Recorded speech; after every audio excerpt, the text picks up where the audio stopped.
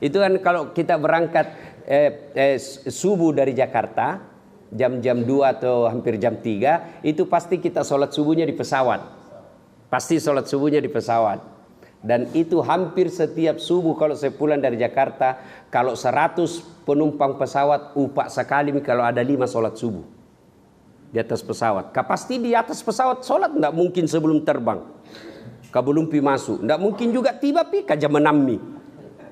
Pasti di atas pesawat orang sholat. Nah, ada orang saya lagi dia sholat mi tayamum nih, bikin cara tayamum ibu.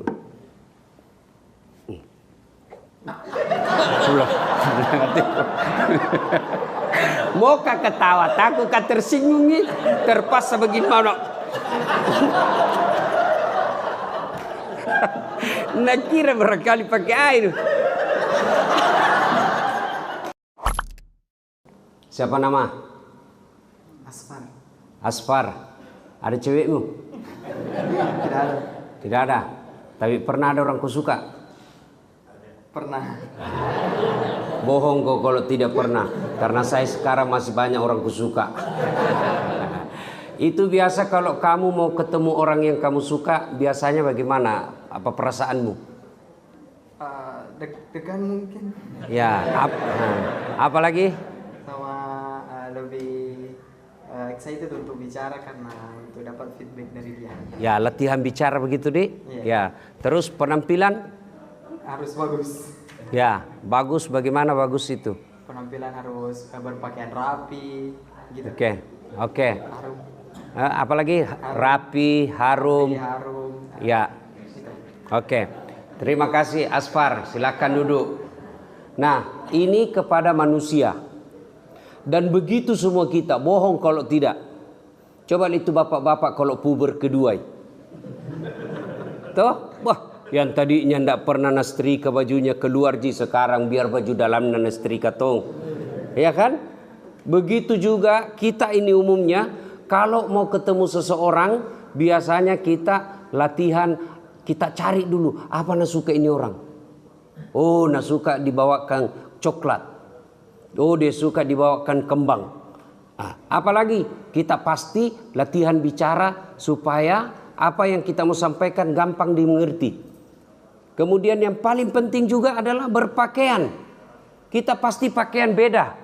Nah, begitu juga dengan ingin ketemu dengan Allah.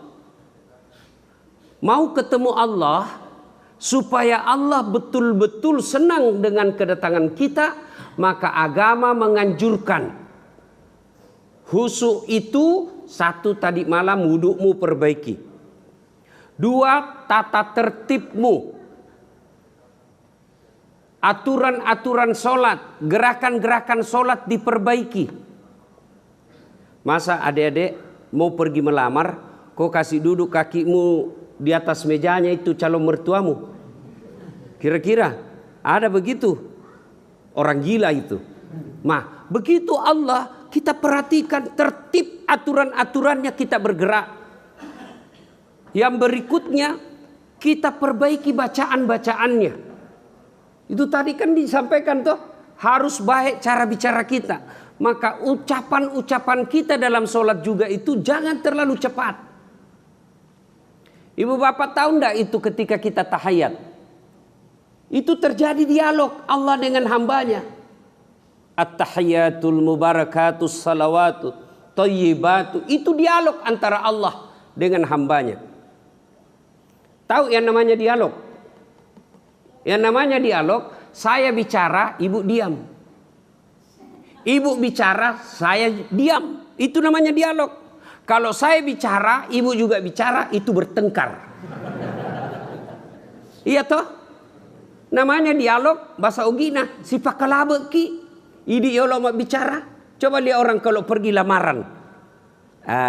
Engkau tuh kapan meluk tapaletu? Barangkali ada kita mau sampaikan. Yang bicara dulu yang punya rumah. Ucapan selamat datang. Sudah itu disambut oleh tamu. Sudah itu tuan rumah mengatakan barangkali ada hajat yang ingin disampaikan. Sudah bicara. Saya lagi bicara sebagai tuan rumah. Baik, kami akan pertimbangkan apa yang bapak sampaikan. Masa ada orang lamaran baku gia? Dia bicara, "Mentong kau kaya, kau iya mahal sekali." Ya, mulai kau balik. Ya, maka itu yang namanya dialog. Kita baik bicara. Dan Bapak tahu dalam sholat itu ada beberapa doa di dalamnya. Yang namanya kita memohon, kita harus bagus caranya. Mana ketika kita memohon, duduk di antara dua sujud. Itu ada 8 permohonan yang semua baik. Rabbi ghafirli, warhamni, wajburni, warfa'ni, warsukni, wahdini, wa'afini, wa'fu anni. 8 di dalam situ kau minta. Namanya minta, tentu harus caranya bagus. Weh, kasih saya ketuamu kalau tidak mau kandatukku. Bukan minta namanya itu. Maka ketika baca bacaan sholat, minimal perbaiki, jangan tergesa-gesa, jangan terburu-buru. Pantas kalau kita sholatnya terlalu cepat, kan ada memang orang itu sholatnya sholat duhur 2 rakaat ji. Tak tak tak tak tak tak. Selesai misalnya. Bukannya dia capek dengan bacaannya, tapi capek karena cepatnya. Nah, yang berikutnya tadi disampaikan harus latihan bicara, baik perbicaraan, apalagi baju. Kalau perlu dulu saya kalau mau pergi rumahnya ada orang kusuka, kalau perlu bajunya sepupuku ku pinjam. Kenapa? Kan kita mau penampilan beda ini. Masa mau ketemu Allah pakaian seadanya. Terutama kita ini anak-anak adik-adik nih yang selalu pakai baju oblong. Boleh, tapi sama nama itu piko melamar baju sambaran lu pakai. Boleh, tidak batal, sah. Cuma ada yang bisa membatalkan sholatmu. Apa? Ketika ruku, tak tarik mi bajumu. Mulai mito, naik mi. Sujud, kelihatan ada celengan di belakang. Batalak na boeng. Ya. Nah, itu sebabnya kita kalau pergi ke masjid pakai baju yang dianjurkan bahasa agamanya pantas, indah. Itu bukan anjuran ulama. Itu bukan perintah Nabi, langsung dalam Quran surah Al-Jum'ah. Di situ dijelaskan, itu ada di situ. Datanglah engkau ke rumahku dengan berpakaian yang indah. Itu langsung diperintah Allah, berpakaian yang indah. Maka kalau bapak ibu mau ke masjid atau mau sholat di rumah, lalu sengaja mengganti kostum karena penghormatan kepada Allah, sengaja memakai baju yang rapi, indah karena menghormati Allah, maka bisa jadi itu sebabnya doamu dikabulkan. Bisa jadi itu sebabnya karena kamu sangat rindu dan menghormati Allah, sehingga kau luangkan waktu, kau beli baju khusus ketemu Allah. Bisa jadi itu yang menyebabkan kamu tertolak dari bencana. Kenapa? Allah tahu, nah suka sekali kak ini hambaku. Nah suka, nah sayang sekali kak. Karena maunya dia ketemu Allah, maunya ketemu Tuhannya, dia pakaian khusus. Bisa jadi itu yang membuat ada karomah dalam dirimu. Maka biasakan datang ke masjid dan berpakaian indah. Itu perintah Al-Quran langsung. Cuma kadangkala itu tong kita pakai mencuci, itu dipakai tidur, itu dipakai memasak, itu dipakai pergi main futsal, itu dipakai pergi pasar, itu dipakai mengepel, berkeringat 2 hari. Begitu kau salat Allahu Akbar, mengamuk kuman, gatal semua mak kok. Mas sambayang kok mak garu jak menu kerja. Masa ketemu Allah begitu? Jak ketawa serius kayak ini. Coba beda ketemu ke wali kota, baru di depannya ke wali kota kau garuk semua badanmu. Anu pak, apa namanya itu? Itu bisa bilang dari tadi ku cari pak. Nah bilang ke wali kota, keluar kau dulu hari di luar kau kalau mau ke Manggaru. Maka itu sebabnya kenapa kita belasan bahkan puluhan tahun sholat, kok sholat ini tidak bisa mencegah kita dari perbuatan maksiat. Kok sholat kita ini Allah belum dengar? Nah, itu tadi, berpakaian ala kadarnya. Apalagi yang disunahkan supaya bisa khusyuk. Sunnah itu pakai parfum. Mana mau parfum palsu? Pakai maku. Pakai. Kalau kau sengaja beli parfum, mau kau beli yang asli, tapi kan jalan. Nah, anakmu juga mau dikasih uang. Tapi kau beli yang ada apa adanya, kau beli parfum yang apa adanya supaya mengikuti sunnah Nabi, insya Allah itu yang membuat Allah senang sama kamu. Bisa jadi yang parfum palsu itu kamu pakai, Allah senyum sama kamu. Kodong motongi pakai asli. Tapi ndak ada warna kusukamu hambaku. Tapi kan kita datang sekedar ketemu Allah sekedarnya saja. Maka hasilnya sekedarnya juga. Nah, Ramadan kali ini usahakan yang tinggal 24 mami. 24 tinggal 24 ini yang masih 24. Usahakan selama 24 hari itu kamu berpakaian yang baik ketika sholat. Supaya keluar Ramadan selama 1 bulan kau latihan berpakaian baik. Keluar Ramadan tetap kau amalkan. Insya Allah itu ada barakah dalam diri. Coba diamalkan. Songkok tak beda. Songkok. Buka mi ciumi. Ciumi beda songkok tak. Ciumi. Tanam musik bu. Ibu-ibu juga begitu. Kudungnya lemu-lemu mi. Hitam bukan, coklat bukan, biru bukan. Ada itu yang ada kat-dikadinya di sini. Masih itu kudungnya yang seperangkat alat sholat. Ya, ini yang penting ibu. Sholat ibu kudung boleh warna-warni. Tapi yang sunnah itu yang tidak menarik perhatian bagi perempuan. Itu makanya dulu itu perempuan satu kedungnya warnana putih semua. Sekarang ada coklat, ada hitam, ada krem, ada biru, macam-macam ini modern nih.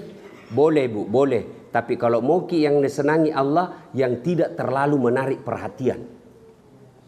Itu orang-orang Saudi satu kudungnya hitam. Kita, waduh, ada bunga-bunganya. Tuh, untung anda ada tulisannya. Kalau ada Tommy tulisannya orang baca semua di belakang. Majelis Taklim Penyuki. Untuk tidak ada tulisannya. Ya, itu juga sunnah adik-adik sekalian, berpakaian itu jangan ada tulisan-tulisan di belakang karena kusiksa orang. Pasti orang baca di belakangmu. Persatuan Guru Republik Indonesia Syaban Cambaya. Caleg DPR RI nomor urut 7. Itu sunnah, jangan ada tulisan-tulisan. Ibu-ibu, ini yang penting lagi, jangan tipis. Kalau tipis dan kelihatan kulitnya dari luar, batal sholatmu. Pasti batal. Kenapa? Syarat sahnya sholat menutup aurat. Kalau kelihatan kulitnya, itu namanya transparan, itu batal. Boleh pakai yang tipis-tipis, tapi pakai lengan panjang. Ada lagi itu yang lobang-lobang. Ada ibu toh? Lobang-lobang kudunya. Nah kalau dia lobang-lobang dan nampak kulitnya, batal. Tidak sah sholatmu. Kenapa? Syarat sahnya sholat menutup aurat. Maka hati-hati. Bisa jadi itu semua yang menyebabkan sholat kita tidak mampu mencegah dari perbuatan keji dan mungkar. Ramadan kali ini tingkatkan kualitas sholat kita. Perbaiki rukun-rukunnya, perbaiki gerakan-gerakannya, bacaan-bacaannya, waktu-waktu sholat kita. Itulah enaknya itu orang kalau dekat dengan masjid rumah. Karena kalau dekat dengan masjid rumah, minimal kita bisa berjamaah. Maka bapak-bapak ini kalau mau belikan rumah besok anaknya, cari yang dekat dengan masjid. Jangan beli rumah 10 menit dari rumah sakit. Berdoa kau supaya tidak masuk ke rumah sakit. Tidak pernah itu kau dimasukkan dalam rasa raki. Wah, saya pernah tidak ada enaknya itu rumah sakit. Baru jengkelku sakit tompak baru datang orang bawakan kue. Apalagi kalau sakit makin tidak bisa dimakan semua. Makan ki ustaz, makan ki apa makan sakit makin ini. Coba beda kalau waktu tak sehat, biar tidak nusuruh aku habisi juga. Ya? Nah, itu ada lagi bikin rumah 10 menit dari mall. Mau kau tiap hari ke mall? 5 menit dari bandara. Paling 1 kali kok 1 tahun pergi bandara. Yang bagus 3 menit dari masjid, 5 menit dari masjid. Insya Allah kalau rumah kita dekat masjid, anak-anak pasti mainnya di masjid. Kalau sudah main di masjid anak-anak, insya Allah hatinya akan terpelihara. Kita juga takmir masjid, jangan tong kalau anak-anak ke masjid nak ribut, langsung semes, pak, keluar kok, tidak mau datang. Bapak-bapak juga kalau anak-anak mau pergi ke masjid, belikan baju, belikan songkok. Ini mau pergi masjid, Pak, mau ke masjid taraweh, belikan songkok. Itu ada songkok na nenek mau pakai nak. Songkok na nenek na nomor 9.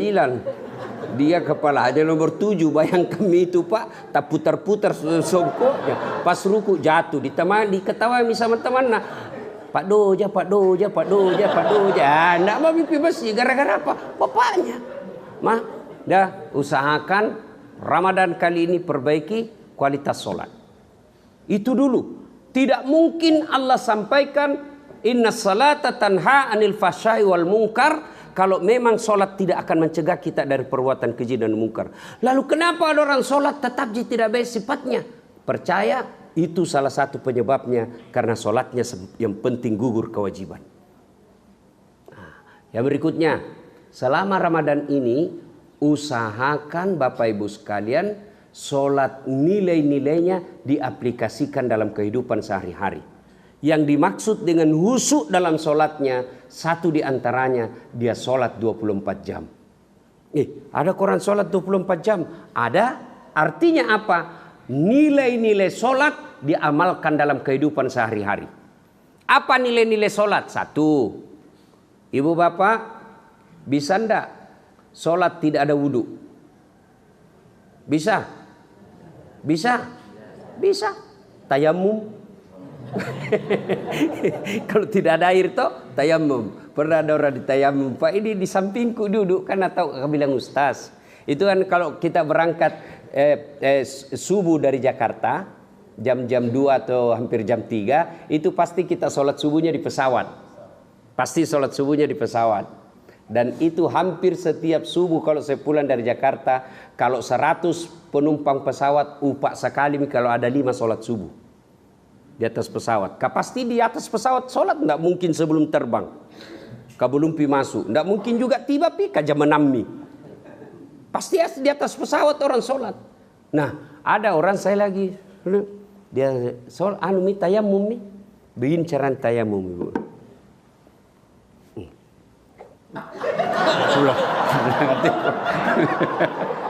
Mau ketawa takut tersinggung nih.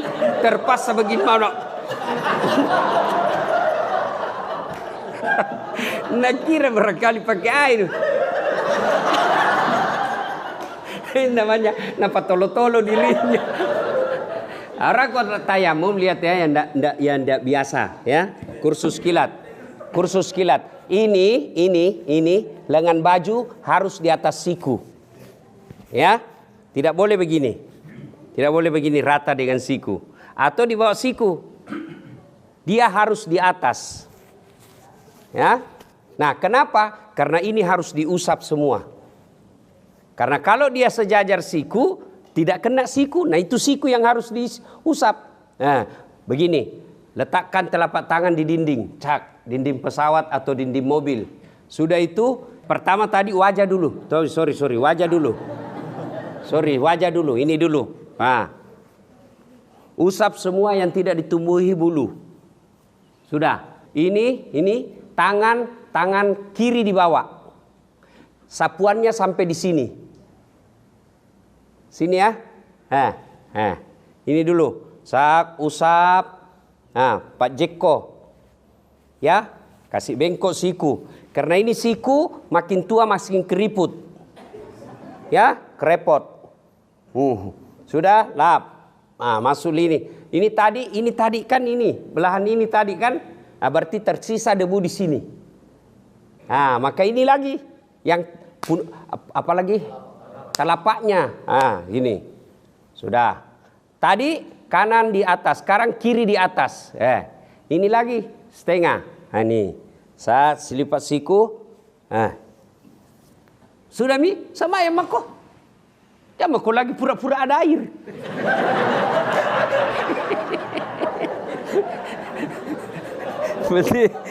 Berarti aku makala. Ya.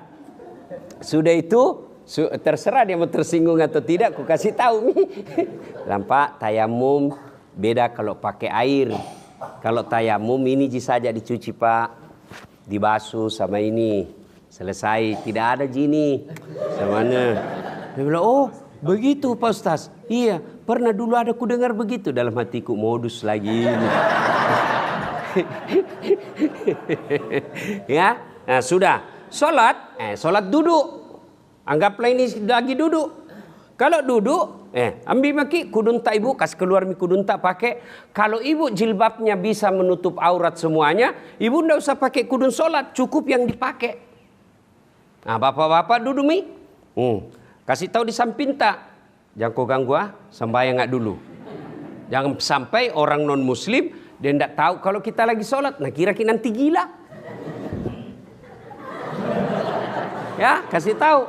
Bilang saya lagi sholat, tolong jangan diganggu. Allahu Akbar. Sudah mi? Baca doa iftitah, baca Al-Fatihah, baca surat pendek, selesai. Allahu Akbar. Kepala saja goyang kalau ruku. Begini saja ibu. Allahu Akbar. Sami'allahu liman hamidah. Sudah itu. Kalau ruku, badan tak ikut kasih tunduk. Allahu Akbar. Sejauh-jauhnya. Kalau sujud, Allahu Akbar. Nah, sudah dan seterusnya. 2 rakaat. Kalau subuh. Nah, kalau duhur, boleh langsung ibu jamak. Duhur 2, asar 2. Tapi kalau ibu merasa, masih asar ini sampai ke rumahku, cukup sholat duhur. Nah, kalau di atas pesawat, yakin bisa sampai di rumah, boleh 2 pilihan. Pilihan pertama, sholat di atas pesawat. Pilihan kedua, sampai pagi. Namanya jamak takhir. Sholat duhur dikerjakan di waktu asar, nanti setelah tiba di rumah. Bagaimana caranya? Ulama pertama mengatakan, duhur dulu 4, baru asar. Tertib namanya. Duluan tonsen duhur daripada asar. Cara kedua, asar dulu, baru duhur. Kenapa? Kata ulama, karena namanya duhur ini ikut di belakangi. Mana yang cocok? Cocok semua. Kalau cocok semua, mana yang salah? Nggak sembayang. Ya, jelas ya? Nah, sudah itu Bapak Ibu Saudara-saudara sekalian, amalan-amalannya salat tutup aurat. Itu berarti air wudhu. Itu berarti orang yang sholatnya 24 jam hidupnya bersih. Jangan sampai kita yang rajin wudhu 5 kali sehari semalam, tapi rumah jorok. Tempat tidurnya jorok. Itu tidak syariah. Orang yang baik sholatnya pasti tidak bisa tenang kalau tempat tidurnya, kamarnya, rumahnya kotor. Kenapa? Dia gelisah karena orang yang sholat dengan baik itu pasti hidupnya bersih, pikiran bersih. Kalau orang tempat tidurnya bersih, kamarnya bersih, sekitarnya bersih, pasti selalu bersih pikirannya. Tapi coba kalau jorok, tempat toiletnya busuk, bau. Tempat tidurnya banyak kuman-kumannya, bau. Begitu mau tidur tiba-tiba ada kecoa. Itu pasti sholatnya tidak berfungsi dalam hidupnya. Bersih tidak harus mewah. Bersih tidak harus mahal. Tapi bersih itu bagian daripada kebiasaan hidup yang tidak senang hatinya, tidak tentram hatinya kalau bau, tidak tentram hatinya kalau tidak rapi, tidak tertam perasaannya kalau ada yang tidak bersih di sekitarnya. Apalagi orang yang sholat itu insya Allah disiplin. Kenapa? Bu, Pak, bisa enggak sholat duhur jam 4 sore? Kalau normal ya. Kalau normal, bisa enggak? Enggak, karena itu masuk asar. Itu berarti orang yang baik sholatnya menghargai waktu. Disiplin waktu. Lain sebagainya. Banyak nilai-nilai sholat yang bisa kita amalkan dalam kehidupan sehari-hari. Ramadan, usahakan. Selain memperbanyak sholat sunnah, sholat wajib disempurnakan, tambah-tambah sholat sunnata. Malam hari tarawih Ki. Karena tarawih ini hanya bisa di bulan Ramadan. Bisa enggak tarawih di bulan Syawal? Bisa enggak tarawih di bulan Syawal? Kalau di luar Ramadan bisa enggak puasa? Di luar Ramadan bisa enggak puasa? Bisa. Puasa Syawal, puasa Senin Kamis, seumur hidup bisa. Masih mau tambah puasa Nabi Daud. 1 kali puasa, 1 kali tidak. Tapi tarawih bisa enggak di luar Ramadan? Enggak. Maka selama Ramadan nasangugi aceceni tarawih. Usahakan jangan pernah lepas tarawihmu. Kenapa? Bisa jadi tahun depan kau tidak akan tarawih lagi. Temanku saya hari kedua, teman akrab, tidur di malam, jam 1 dikasih bangun istrinya sahur, ternyata sudah meninggal dalam keadaan tidur. Bisa bagaimana itu kalau kita tidak ada tarawih? Maka selama umur masih ada, waktu masih ada, kesempatan masih baik, umur juga masih bagus, masih bisa hidup, kesehatan, waktu cukup, jangan sia-siakan tarawih. Masih muda tarawihnya 8. Bukan karena mazhab, tapi karena tidak mampu. Pacetong. Masa tidak bisa ke 20 rakaat masih muda? Pasti beda, sama, tidak mungkin. Bagi saya, bagaimana caranya? 1:20, 1:4. 1:20, 1:8. Soal apa pahalanya? Biar Allah yang tahu. Yang penting usahakan dulu. Usahakan dulu. Ya, apalagi pagi. Jangan lepaskan sholat duha. Pagi hari sholat duha. Kalau tidak bisa kau 8:2 mau. Ibu-ibu, kalau pergi suami cari nafkah, mau bantu suami tak cari nafkah? Mau ibu? Mau buka pintu rezekinya suami tak ibu supaya banyak penghasilannya? Mau ibu? Pasti mau. Caranya pergi suami tak cari nafkah, tinggal ki sholat duha di rumah tak. Sudah sholat duha, WhatsApp suami tak, bang, daeng, jangki menghalalkan segala cara. Barusan ku doakan ki dalam sholat duhaku. Mudah-mudahan Allah bukakan pintu rezeki kita. Saya yakin lebih baik rezeki kita. Kenapa? Baru sangat sholat duha di rumah. Salam sayang selalu dari istrimu di rumah. Pernah kasih begitu suami tak ibu?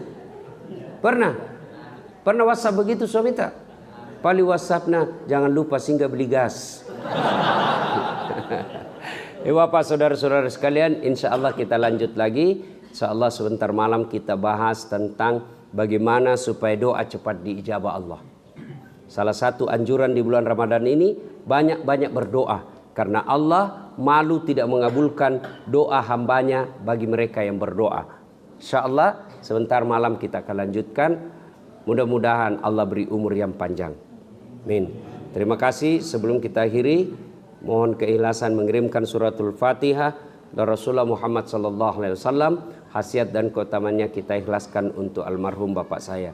Ila hadratin Nabi Mustafa Muhammad SAW. Summa hususil ruhil almarhum Abdul Latif bin Siapo. Al-Fatihah.